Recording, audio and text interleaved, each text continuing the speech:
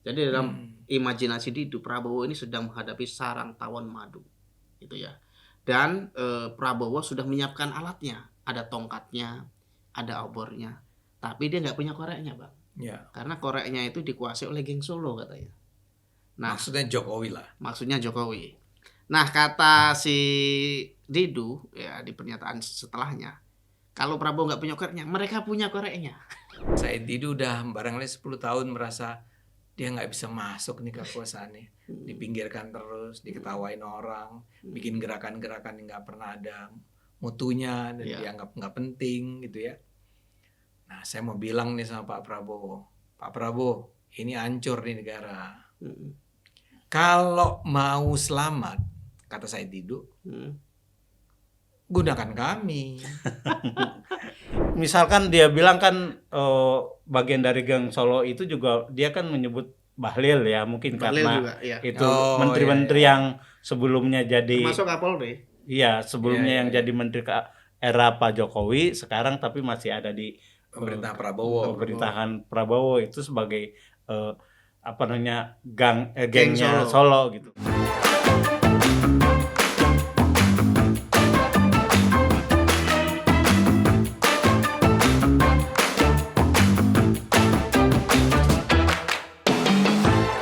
Oke, penonton Cokro TV, ketemu lagi dengan kami dalam program Bocor Kasar. Saya Kajito Elkayani ditemani Bang Ade Armado, abang kita. Ada juga Mas Warsa Tarsono. Abang kita juga. Abang kita juga, senior saya juga. Di sini saya menjadi junior mendadak. Berapa umurmu? Ya 30 sekian. Saya 39. Weh, saya 27. Oke, Bang Ade, Mas Warsa.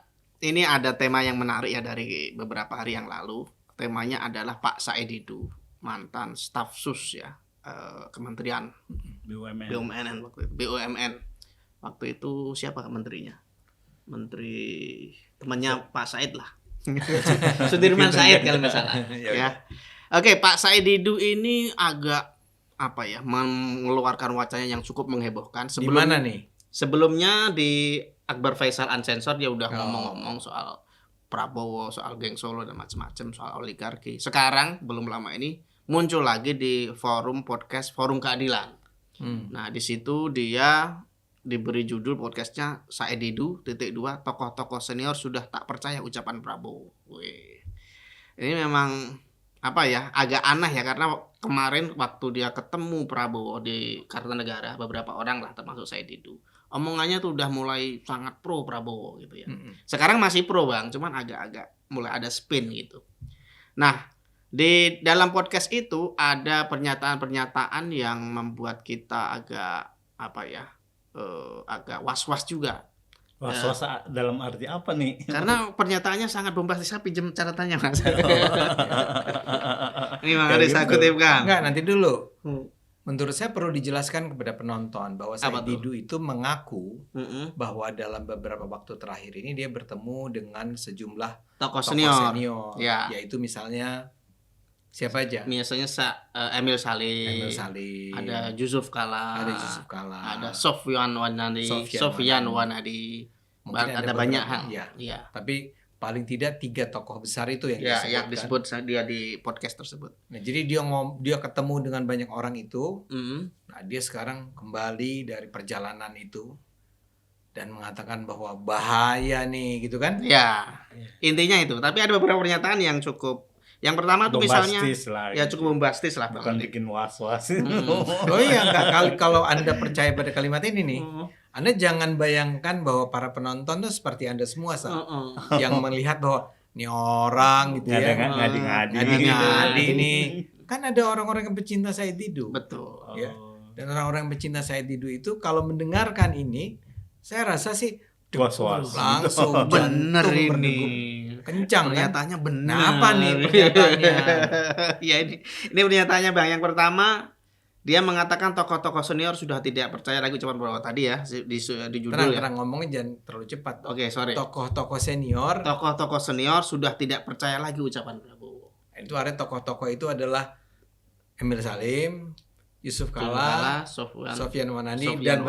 beberapa tokoh senior yang lain. Jadi ya keliling kan ketemu tokoh-tokoh itu, dan menurut tokoh-tokoh itu Prabowo nggak bisa ini merombak tatanan yang sudah kacau ini. Termasuk di kabinetnya. Nanti kita Iya. bicarakan yang itu. Kemudian dia ngomong juga bahwa dia tidak tahu siapa yang mengeksekusi kebijakan di kabinet, kata Said Didu. Jadi kacau nih kabinet nih. Sana gerak sendiri gitu. Menteri-menterinya nih. Heeh. Iya. Jadi Prabowo juga kebingungan. Nah, kemudian Oke. ada lagi poin misalnya pernyataan Prabowo ada di titik to kill or to be killed. Wow, serem banget kan itu. Serem Pilihannya banget. membunuh Atau atau dibunuh. Iya. Kondisinya udah se ekstrim itu menurut Didu. Se-ekstrim itu. Ada lagi dia mengatakan bahwa ekonomi kita bisa meledak kapan saja. Ekonomi bisa meledak. Selanjutnya masih ada itu. Di belakang. Di belakang satu lagi. Ada satu lagi. Ya lupa, Ini. Bang. Ini yang paling berbahaya ya. Katanya kalau terlambat tidak diperbaiki negara bisa bubar. Wah, ini yang Itu yang was-was kan itu. itu. Oh, was-was. Itu bikin was-was. Presiden Prabowo udah nggak mampu menguasai kabinetnya.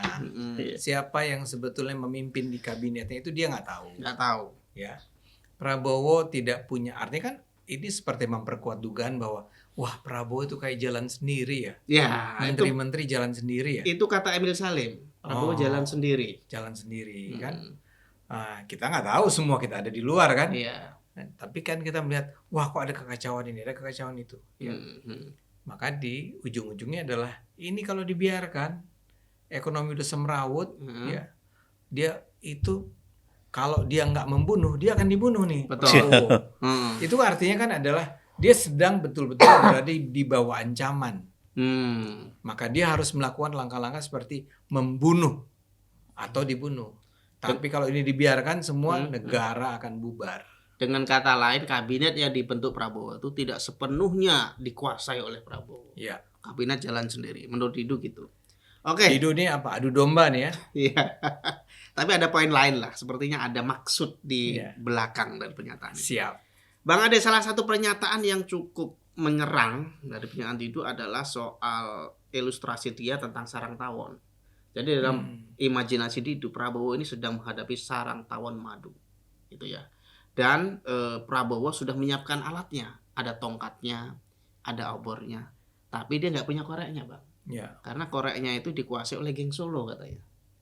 Nah, Maksudnya Jokowi lah. maksudnya Jokowi.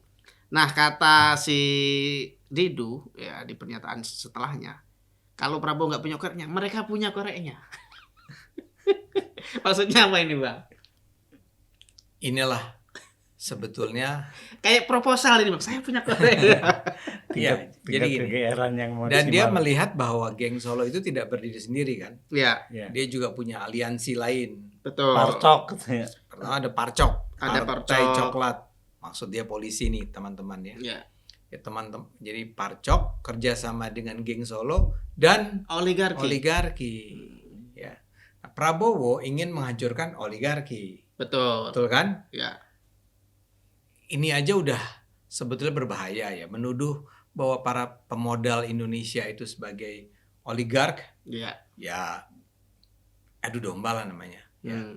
Anda boleh aja nggak suka sama pengusaha, Anda boleh aja nggak suka bahwa ada orang yang luar biasa kaya menguasai berbagai sektor di Indonesia, tapi mengatakan mereka itu sebagai ancaman buat Indonesia itu sangat berbahaya. Hmm. Nah, tapi yang kemudian tadi Anda tanyakan adalah begini kan. Sebetulnya Prabowo menurut Pak Said Didu ini nggak happy dengan keadaan yang ada. Ya. Ya, sebetulnya dia ingin segera mengatasi masalah-masalah ini. Karena itulah dikatakan oleh kalimat dia tadi tuh. Kamu tuh sebetulnya sebaiknya dengan segera melakukan tindakan membunuh. Kalau tidak, Anda akan dibunuh, kata Said Didu. Tapi ini kan khas Didu. Ya. Iya. Didu ini adalah seseorang yang luar biasa membenci Pak Jokowi. Saya rasa kita nggak usah membantah itu kan ya. Ya. Dia adalah bagian nih dari kubu yang anti Jokowi yang terus-menerus menyuarakan kebencian terhadap Pak Jokowi. Dan Gibran. Ya dan keluarga ya. Ya, dan Kan keluarga. main disebut geng Solo. Walaupun Iya, saya iya. nggak tahu geng Solo itu artinya apa sih? Pak Jokowi kemudian bersama keluarga. Gibran sama keluarga. Iya. Gibran, siapa Kaisang, kemudian barangkali Ibu Iriana, Iya. kemudian barangkali Bobi Nasution, Iya. ya, plus barangkali PSI Betul. sebagai partainya. Ini geng. Ya, bayangkan, dia membayangkan ini geng. Oke. Seberapa powerful sebenarnya orang-orang itu tadi kan? Ya Gibran tuh wakil presiden, tapi kan wakil presiden. Nah bayangkan dia menganggap bahwa ini ancaman nih geng Solo ini. Lihat loh, di situ ada Gibran dan Gibran tuh wakil presiden. Jadi seperti Said Didu tuh mengatakan kepada Prabowo, Pak Prabowo, orang yang di samping Anda itu tuh, orang nomor 2 di negara ini adalah ancaman buat Anda. Terus orang ini bergabung dengan Partai Coklat yang maksudnya kepolisian itu kan. Polisi ya. Ini dari mana dia punya ide tentang adanya tiga kekuatan besar yang beraliansi ini. Inilah yang kalau pakai logika kita, inilah yang dia anggap sebagai penghambat dari upaya Prabowo untuk mensejahterakan Indonesia. Ya. Oke. Nah, kenapa? Ya tadi karena dimulai dari kebencian dia kepada Jokowi. Dari dulu dia sudah benci sama Jokowi. Ya. Kenapanya saya nggak tahu. Karena Sudirman Said diganti kayaknya. Nggak, itu kan Dulu banget itu. penjelasan itu kan terlalu sederhana kali ya. Walaupun belum tentu salah. Belum tentu salah. Artinya belum, bisa saja benar ya. Biasa aja benar. Tapi Oke. ini kan ada tipe-tipe orang seperti sekarang misalnya Amin Rais. Mm. Ini sekedar menunjukkan ada juga orang lain seperti itu. Sampai sekarang kalau Anda nonton channel dia tuh Amin Rais, nggak pernah berhenti. Iya. Dia menyerang Jokowi. Nah sekarang orang yang sama tuh adalah Said Didu. Mungkin juga Roy Suryo. Iya. Mungkin juga nggak tahu Refli Harun kali ya. Harun. Siapa lagi Anda bisa sebut lah nama-namanya. Dia benci sekali sama Jokowi. Jokowi ini harus tumbang. Tidak boleh lagi ada di lingkaran kekuasaan. Nah karena itu dia harus terus-menerus membangun tuduhan narasi bahwa dia nih ancaman, dia nih ancaman, dia nih ancaman. Bahkan tatkala dia bicara tentang Prabowo, Iya. ya. Apakah kita happy sebenarnya dengan pemerintahan Prabowo selama ya lebih dari setahun ini? Saya akan katakan banyak problem. Kita bisa sebut satu persatu kan. Kita sebut apalah MBG lah. Kita bicara tentang yang terakhir-terakhir ini adalah gimana bergabung dalam Board of Peace-nya Trump. Kemudian yang treaty traktat perdagangan dengan Amerika bla bla bla. Kita juga nggak happy ya. Tanpa mengatakan bahwa kita jadinya anti Prabowo. Enggak, kita harus bilang Pak Prabowo mungkin perlu diperjelas nih, perlu lebih hati-hati nih langkah-langkahnya ke depan kan. Jadi kita cuma bisa bilang bahwa Pak Prabowo, Anda tuh sebetulnya kondisinya tidak terlalu baik-baik saja nih. Ada banyak masalah nih yang kita harus hadapi. Tapi instead of alih-alih mengkonsentrasikan perhatian pada masalah-masalah tersebut dan bagaimana mengatasinya, dia langsung loncat nih. Pak Prabowo, Anda tuh sebetulnya punya pengkhianat di hadapan atau di sekitar Anda. Iya. Namanya adalah geng Solo, Parcok, sama oligarki. Iya. Disitulah letak masalah dari apa yang dikatakan oleh Said Didu ini. Sebetulnya kalau saja dia konsentrasi pada persoalan-persoalan yang dihadapi oleh Pak Prabowo sekarang. Misalnya dia ngomong sama Emil Salim ngomong apa? Ya, ngomong sama siapa tadi? Yusuf Kalla ngomong apa? Nah, topik-topik yang terpenting dari pembicaraan-pembicaraan mereka kan bisa diangkat. Ya. Nah, dia enggak. Dia justru sekedar menggunakan nama-nama itu sebagai latar belakang untuk mengatakan bahwa Prabowo sedang di bawah ancaman. Di bawah ancaman, di ancaman trio itu. Dan kemudian di ujungnya dia seperti memberikan jawaban. Ya, Anda bilang proposal tadi. Nah, ini Said Didu udah barangkali 10 tahun merasa dia nggak bisa masuk nih kekuasaannya. Dipinggirkan terus, diketawain orang, bikin gerakan-gerakan yang nggak pernah ada mutunya dan dianggap nggak penting gitu ya. Nah, saya mau bilang nih sama Pak Prabowo, Pak Prabowo, ini hancur nih negara. Kalau mau selamat, kata Said Didu, gunakan kami. Dia bahkan secara spesifik mengatakan Prabowo tuh nggak punya juru bicara katanya. Erlangga ngomong apa, Zulhas ngomong apa. Nggak punya tim ekonomi yang handal. Itu salah satu. Yang kedua nggak jubir juga dibahas. Artinya apa? Secara spesifik dia mungkin Pak Prabowo tuh perlu jubir. Contohnya siapa? Enggak, dia nggak sebut gitu. Enggak, seolah gitu, Iya, Bang. Seolah gitu. Oh iya, kalau dilihat dari apa yang Anda sampaikan tadi kan, Iya. ini kan kayak mau bilang bahwa ini bubarkan aja nih kabinet. Iya. Iya. Ganti kabinetnya. Kalau ditanya siapa penggantinya? Kami sudah siap. Kami sudah siap. Jadi Oke. dia sudah kepengen dapat jabatan. Saya nggak menyebut secara eksplisit, Bang, tapi memang Nah, kalau gitu saya kayaknya. akhirnya menyimpulkan, lu tuh cuma lagi cari dapat pengen cari jabatan. Iya. Terus mengadu domba orang, Oh, nyala-nyalain orang. nyalain orang. Oke, Bang Ade. Mas Arsa, kan dia ketemu para seniornya, Kamil Salim, Yusuf Kalla, Sofyan Wanandi dan sebagainya. Terus dia selain mengatakan Prabowo sendirian, dia juga ngomong kondisi Indonesia ini gawat. Iya. Nah, Mas Farsa setuju juga dengan pernyataan bahwa kondisi Indonesia ini sedang gawat, bahkan ujungnya bisa berbahaya katanya. Gimana, Mas? Monggo. Iya. Pertama, mungkin tadi saya ingin Nambahin. nambahin Iya, dari silakan, Bang Ade silakan. bahwa karena saya kan gini, saya memang dengerin dari podcastnya itu seperti yang dikatakan Bang Ade bahwa sebenarnya kesannya tuh dia tuh hanya menggunakan nama-nama besar itu untuk menyampaikan gagasan dia seolah-olah Saya yakin di juga backup. begitu. Karena gini, ketika si Indra J. J. Piliangnya bertanya tentang itu pernyataan Indra J. siapa? Piliang nih dari Forum Keadilan. Iya, dari Forum. Bosnya. Iya, itu pernyataan siapa terhadap misalnya dia menyatakan dia Misalnya dia menyatakan apa? ya menyatakan itu maksudnya tidak ada yang tadi tokoh ekonomi dan lain sebagainya. Dia tidak menyebutkan secara spesifik sumbernya siapa yang mengatakan itu gitu loh. Iya. Dia tidak, itu hanya rangkuman dia gitu loh. Jadi dia menyebut bahwa barangkali yang dia bilang negara ini akan jadi bangkrut bubar. Ya itu opini ditanya- dia aja Kalau ditanya, sebenarnya. itu siapa yang ngomong? Ya saya. Iya. Sorry. Jadi gitu. Nah kemudian tadi Indonesia ini akan jadi bangkrut ya, bubar gitu. Ya saya kira kan indikasinya kita tidak melihat sesuatu Datanya nggak ada ya. datanya nggak ada. Dan dia juga tidak menyampaikan data-datanya yang menunjukkan bahwa menuju kebangkrutan Indonesia. Dia cuma melihat bahwa persoalannya kembali bahwa ada pihak lain yang istilahnya ikut intervensi terhadap kekuasaannya dia gitu. Maksudnya terhadap kekuasaannya Pak Prabowo gitu. Ya. Selalu ininya cuman opini untuk menyalahkan pihak lain gitu. Bukan berdasarkan sebuah analisa yang dibangun atas data-data. Misalkan kalau misalnya sektor ekonomi tenaga kerjanya sekian, penganggurannya sekian persen karena sebabnya apa dan lain sebagainya. Enggak.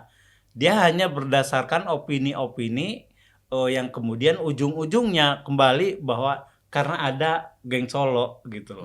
Karena keberadaan geng Solo bahwa saat ini katanya kan dia bilang dia ngomong ke Prabowo katanya sekarang itu balas budi kepada orang-orang itu udah dihentikan gitu. Udah selesai gitu. Balas budi Prabowo kepada Maksudnya Jokowi tapi nggak nyebut Jokowi. nama. Mungkin gitu.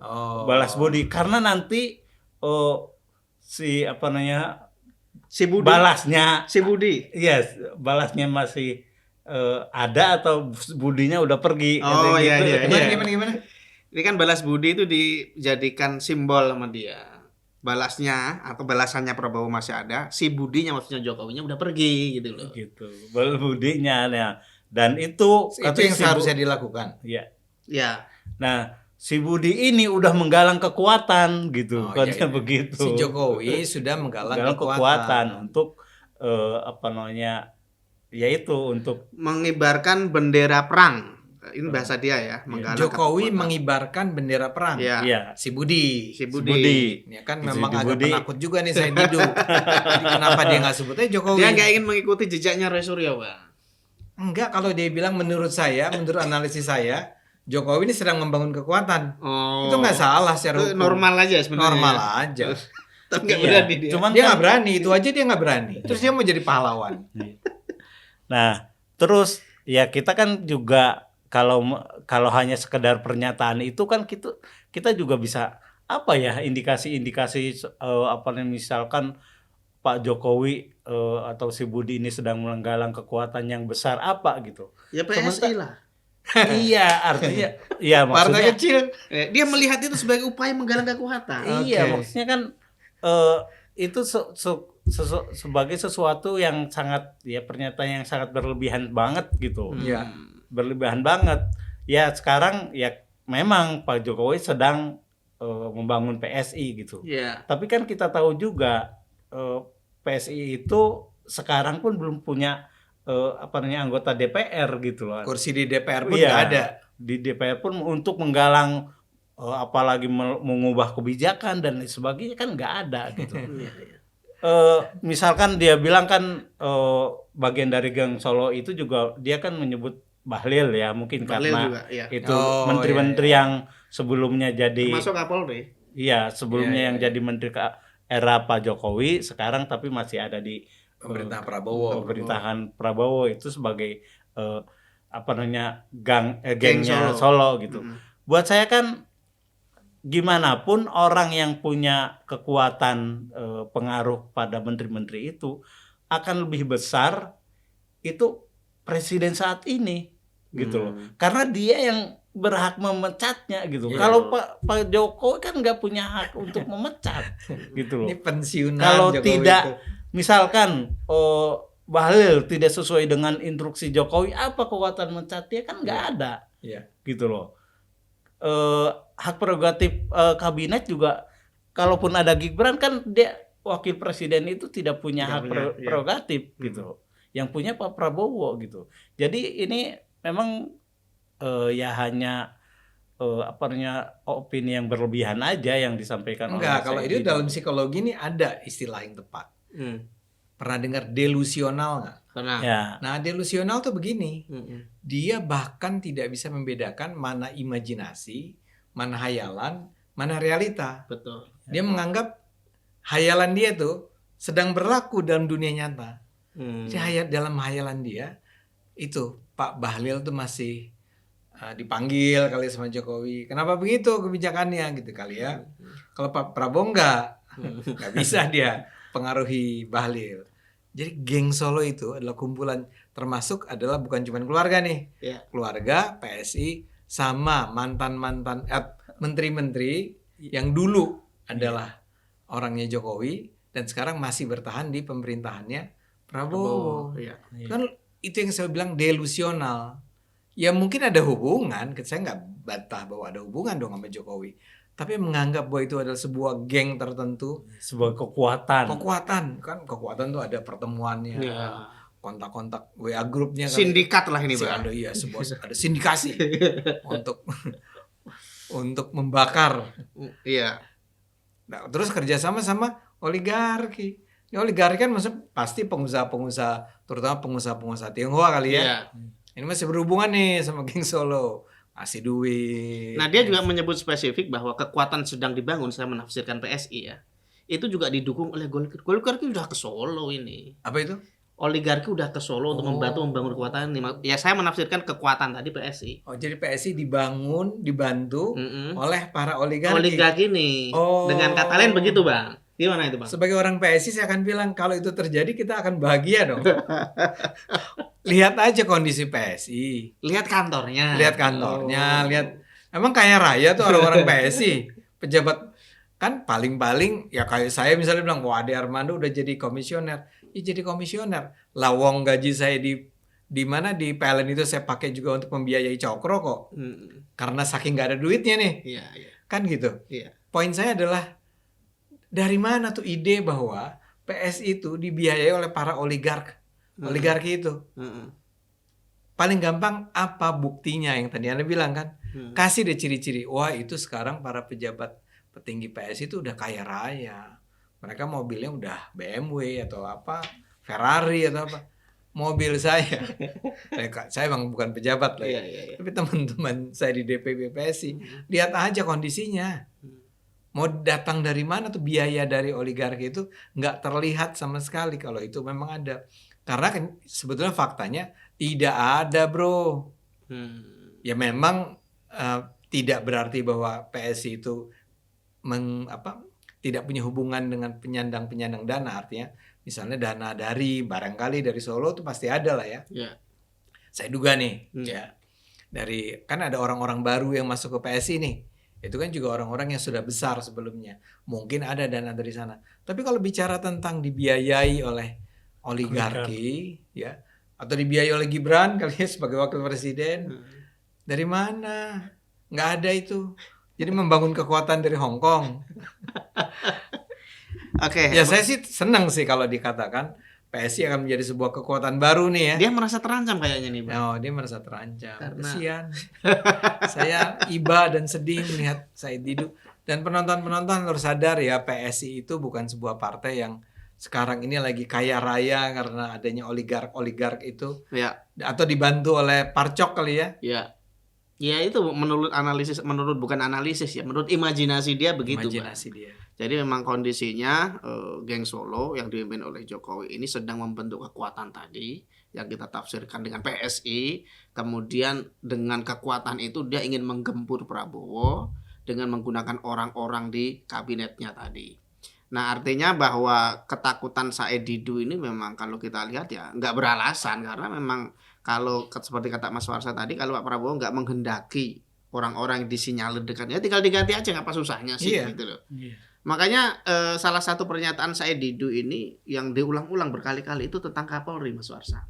Jadi dia mengatakan bahwa para senior, ya, dia sekali lagi mengutip itu, Bang, para senior itu menganggap bahwa simbol dari perbaikan hukum terutama itu adalah Kapolrinya. Dengan katanya dia seolah-olah ingin mengatakan kalau ini Sigit diganti, otomatis bagus lah itu. Sekarang lihat Parcok ini ada jual narkoba, ada yang ini aja macam-macam.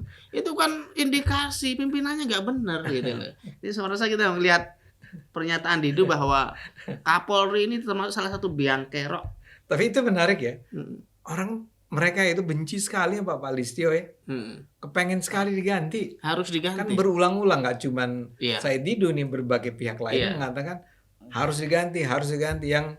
Yang ketika kedatangan siapa Abraham Samad yang dengan Said Didu, dengan siapa itu si Siti Zuhro dan seterusnya datang ketemu Prabowo, kan salah satu topik yang diangkat pergantian Kapolri. Betul.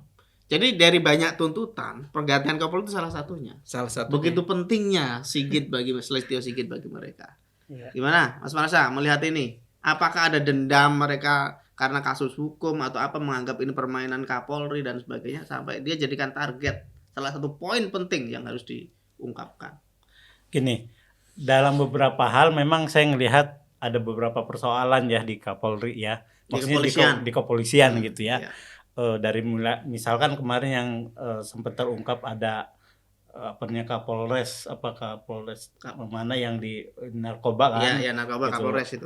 Kemudian ada mungkin beberapa, ya mungkin sekarang ini memang kan di Sugih ada kasus-kasus yang kemarin sempat ramai yang di Jogja, orang yang istilahnya tuh dijamret, kemudian suaminya ngejar maling, terus kemudian justru yang mengejar itu kemudian dijadiin tersangka. Kemudian kan ada beberapa kasus-kasus yang lain juga di di kepolisian terkait itu. Mungkin ada beberapa hal yang lainnya juga. Ya memang saya ngelihat ada beberapa persoalan yang perlu diperbaiki gitu ya di Kapolri. Tapi kalau sampai kemudian mengganti dengan alasan-alasan yang istilahnya kan itu buat saya kesalahan itu kan bukan kesalahan yang langsung juga dilakukan oleh Pak Listio kan gitu, bukan istilahnya kebijakan yang itu adalah tafsir dari apa namanya Kapolres saat di tempat itu gitu. Iya. Artinya kalau secara signifikan kelihatan bahwa Pak Listio misalkan justru dia yang menjadi backing satu kejahatan, atau mungkin kita sangat sangat realistis kalau kemudian kita mengusulkan dia diganti. Iya, gitu. iya. Tapi kalau nggak ada. kasus besar yang kemudian menyangkut dia, di mana alasannya gitu? Ketika istilahnya penegakan hukum tetap berjalan gitu, itu kan bukan sesuatu, ya itu mungkin memang Pak Prabowo juga ada alasan-alasan yang tertentu untuk tetap mempertahankan dia gitu, mempertahankan Pak Listio gitu ya. Dan buat saya ya memang, dan beberapa hal yang beberapa catatan saya bilang tadi, kalaupun Pak Listio diganti saat ini, itu juga bukan satu jaminan bahwa persoalan di kepolisian juga akan selesai semuanya gitu loh. Memang ada sistem yang memang secara general kita harus diperbaiki di kepolisian, tapi mengganti dengan tanpa ada alasan tertentu itu juga menjadi sesuatu yang justru bisa jadi kurang baik gitu, terhadap kepolisian itu gitu. Sangat. Jangan-jangan mereka sudah ada kandidat ya yang nggak bisa naik gara-gara Listio ini kapan sih digeser-geser? Karena dia memang katanya Kapolri paling lama ya. Paling lama dia, Bang. Iya. Paling lama dan paling muda kalau nggak salah. Iya. Oke. Bang Ade, ini agak sedikit kritis, agak sedikit berbahaya pertanyaan saya. Kalau nggak mau dijawab nggak apa-apa. Nggak mungkin saya nggak jawab. Saya dapat info ya, desus-desus lah, biasa desas-desus yang mengatakan Didu dan kawan-kawannya itu dekat atau punya koneksi dengan Menhan Syafri. Ya. Nah, yang ini pertanyaan saya ya. Jadi perubahan sikap Didu yang aneh ini yang kita lihat beberapa akhir. Mungkin nggak ini ada irisannya dengan Menhan tadi? Menurut Bang Ade gimana? Oke. Ada kaitannya nggak? Pertama-tama kalau jawabannya adalah mungkin nggak, itu kan jawabannya gampang. Ya mungkin aja. Tapi lagi-lagi saya akan mengikuti argumen dari Farsa tadi kan. Untuk menuduh itu, Anda harus punya bukti. Anda harus punya bukan bukti real bahwa mereka itu berkoalisi ya, bersekutu gitu ya. Tapi sesuatu yang bisa mengindikasikan bahwa mereka itu adalah datang dari sebuah kelompok yang sama. Saya sih sampai saat ini harus mengatakan, kalaupun itu sudah sering saya dengar, itu bukan sesuatu yang secara jelas, secara nyata memang terbukti ada. Ya. Mendingan kita cuman taruh itu sebagai salah satu kemungkinan kan. Iya. Dan inilah yang saya selalu katakan ke berbagai pihak, please hati-hati ya dengan langkah-langkah yang diambil. Jadi misalnya gini, Pak Syafri ini terlalu sering berulang-ulang gitu ya, bikin langkah-langkah yang kemudian menimbulkan kecurigaan orang. Betul. Ingat nggak ketika dia bicara tentang negara dalam negara? Betul, itu dia yang bikin itu isunya. Dia yang ngomong, dia yang katakan. Dia yang mengeluarkan isunya. Dan akhirnya orang bilang, udah salah lagi datanya. Itu ternyata adalah sebuah bandara swasta gitu ya. Mungkin ada problem di situ, tapi tidak berarti bahwa ada negara dalam negara dong. Nah, hal-hal semacam itu terus dilakukan oleh Pak Syafri beberapa kali. Sementara ada orang kayak saya Didu nih. Jadi orang langsung menyambung-nyambungin. Ini kayaknya nih ya, dia satu geng dah ini. Nah, nanti mulai ditambahkan lagi mungkin satu geng dengan Megawati gitu. Mungkin satu geng dengan macam-macam.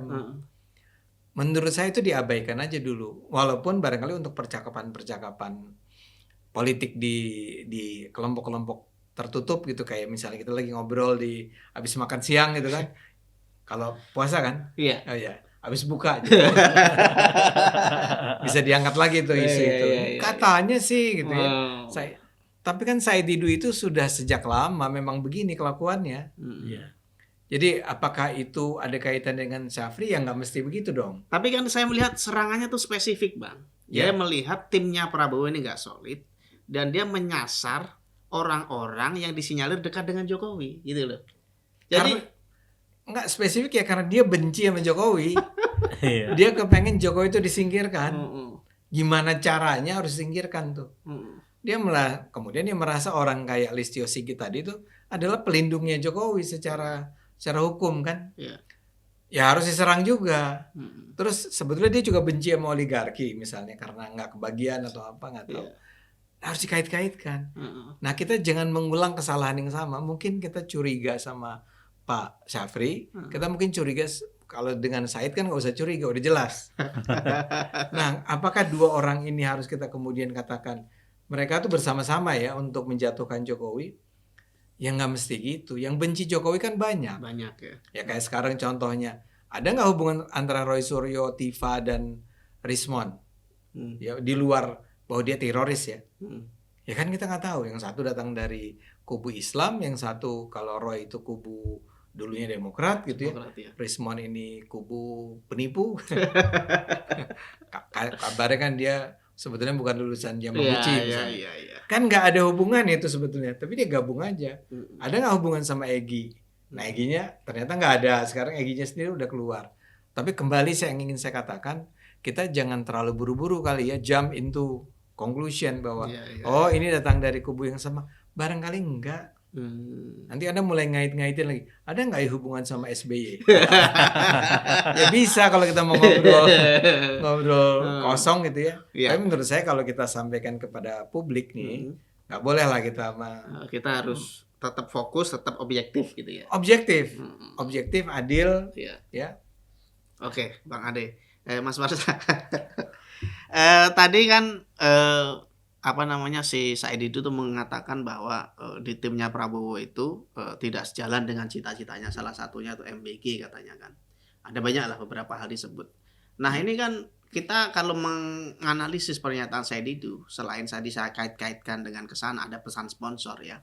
Ini seolah-olah dia memang sudah menyiapkan langkah-langkah agar bisa masuk ke lingkar circle-nya Prabowo gitulah, kira-kira begitu ya. Saya tidunya.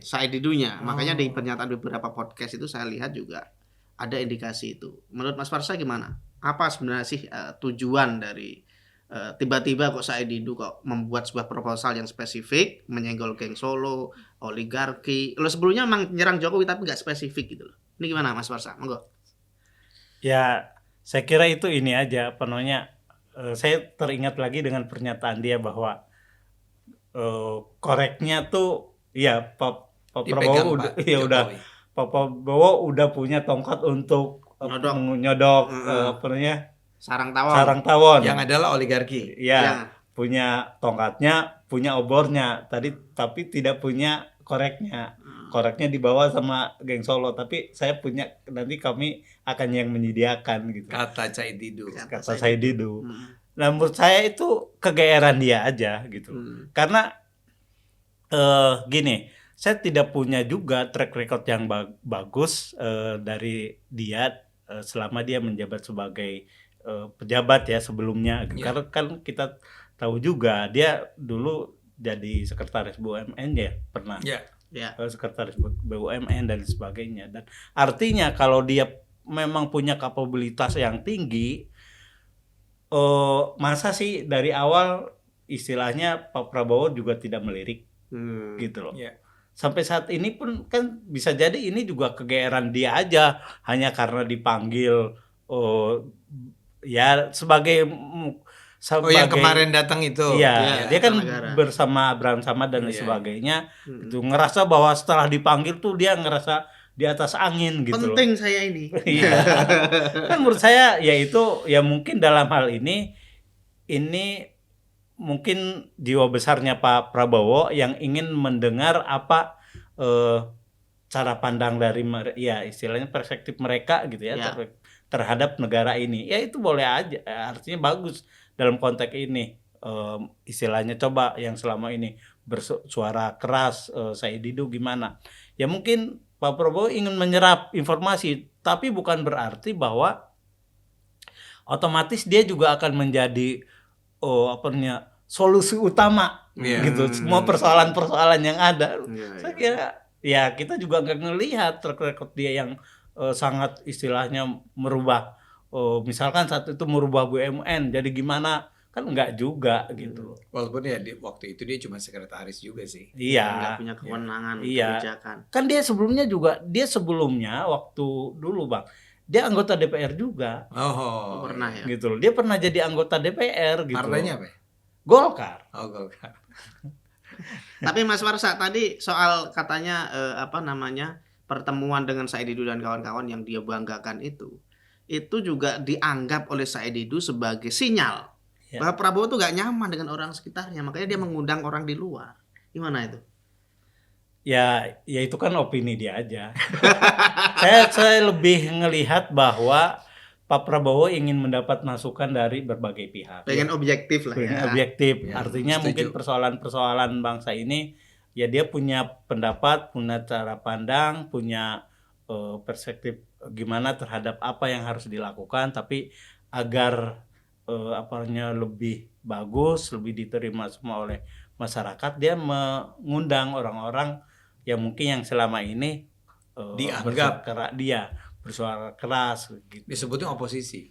Iya. Nah, yang ini benar, tapi yang mengorganisirnya itu adalah Pak Syafri. Ada jadi peran Pak Syafri di situ. Di situ ternyata perannya. Oke? Oke, Bang Ade, ada yang mau disampaikan lagi sebagai penutup? Silahkan. Enggak, oke. Saya sih cuma berharap orang-orang seperti Pak Said Didu dan kawan-kawan janganlah terus mengadu domba, memanas-manasi keadaan. Kita semua saya rasa perlu ya pemikiran-pemikiran kritis ya. Seperti saya katakan tadi ya. 1 tahun Pak Prabowo berkuasa ini tidak berarti dia bersih dari masalah. Bukan dianya korupsi, tapi banyak problem dengan kebijakan-kebijakan yang dia keluarkan. Nah, itu perlu kita bicarakan dengan dingin, dengan tenang, dengan mendalam, dengan kritis gitu ya.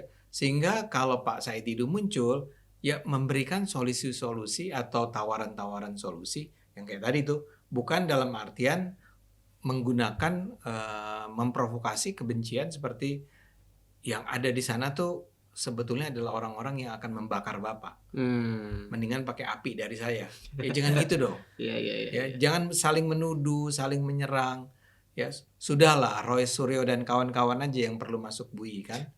Kalau politisi-politisi lain, ya saya harapkan lebih berpihak pada kepentingan masyarakat luas. Ya. Kalau dia mengkritik Pak Prabowo, saya setuju. Ya, lakukan kritik dengan benar tapi. Bahkan kalau dia mau mengkritik Pak Jokowi juga, ya boleh-boleh aja walaupun Pak Jokowi kan udah bukan siapa-siapa Bukan sekarang. pejabat ya. Jadi udahlah, kita be cool, tenang. Tapi kalau dia tenang kan nggak dapat panggung, Bang. Itulah masalahnya. Tapi jujur, kalau dia tenang tapi menyampaikan gagasan-gagasan kritis yang tajam, panggung juga. Dapat juga panggung ya. Ya kan kita juga selalu butuh topik-topik menarik untuk kita bicarakan setiap hari kan. Iya betul. Ya. Oke, Bang Ade, Mas Warsa ada lagi? Udah. Oke, terima kasih Bang Ade, Mas Warsa. Baik, penonton Cokro TV, kita akhiri perbincangan kita kali ini. Sampai jumpa dalam episode Bocor Kasar berikutnya. Terima kasih. Salam. Terima kasih.